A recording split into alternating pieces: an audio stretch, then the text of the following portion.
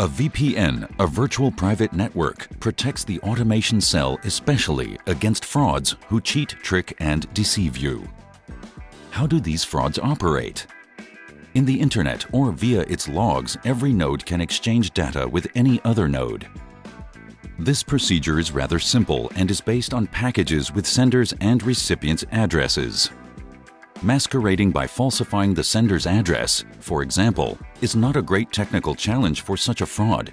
He will simply overwrite the sender's address.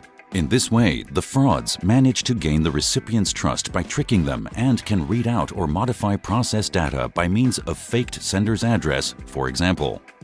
A VPN protects against falsifying sender's addresses, also known as spoofing.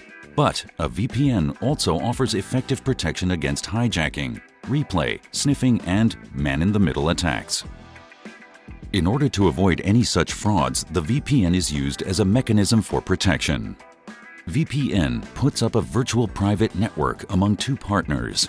You can imagine it like a tunnel where attackers and frauds simply bounce off.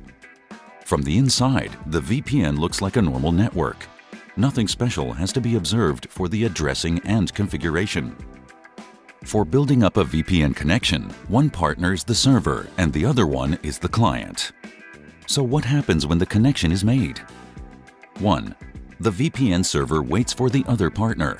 This means the client to address a connection inquiry directly to it. Second, in the connection inquiry, the client suggests an encrypting and authentication method to the server.